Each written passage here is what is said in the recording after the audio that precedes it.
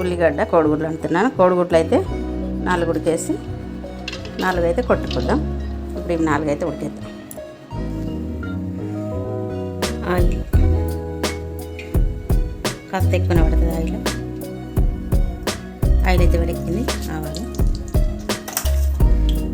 జీలకర్ర అవి అయితే అయిపోయినాయి. నాకు కోసి పెట్టుకున్న ఉల్లిగడ్డలు కూడా గోలిన అవి కాస్త గోలిన తర్వాత అల్లం అట్లాగే పసుపు ఇవి కలపాలి. గోలిన తర్వాత మనం కోసి పెట్టుకున్న ఉల్లిగడ్డలు మొత్తం కొంచెం ఉడకనివ్వాలి. ఇలా కాస్త ఉడికిన తర్వాత కారం వేసి, ఉప్పు, అట్లాగే కారం,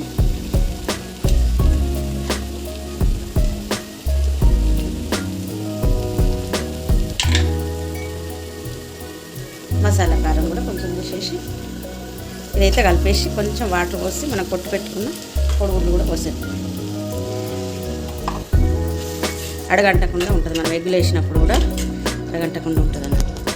ఉప్పు కారం అన్నీ వేసిన తర్వాత కొంచెం వాటర్ పోసినాం కదా, ఇట్లా ఉడికేటప్పుడు మనం కొట్టు పెట్టుకున్న 4 కోడిగుడ్లు అయితే పైన పోద్దాం. ఇట్లా కలిపేలా అనేటప్పుడే పోయాలి. పోసి మూత పెట్టాలి. కలపద్దు. దీన్ని సిమ్లో పెట్టేసి మూత పెట్టేసేయాలి.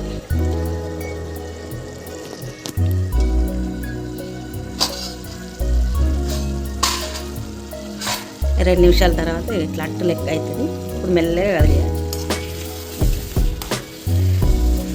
అప్పుడే కదిలిస్తే అంత తుక్కు తుక్కు అవుతుంది. ఇప్పుడు ఇట్లా గడ్డ లెక్క ఉంటుంది అన్నట్టు, మంచిగా ఎక్కువ ఎక్కువ కనబడుతుంది.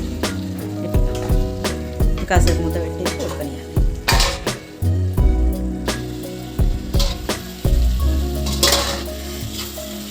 ఇట్లా ఉడకనివ్వాలి. ఇప్పుడు మనం కొంచెం వేయించిన ధనియాల పొడి వేసి స్టవ్ ఆఫ్ చేసుకుంటే సరిపోతుంది. ఇట్లా అయిన తర్వాత స్టవ్ ఆఫ్ చేసుకోవాలి. ఎండాకాలం ఉల్లిగడ్డల కర్రీ అయితే సూపర్ ఉంటుంది.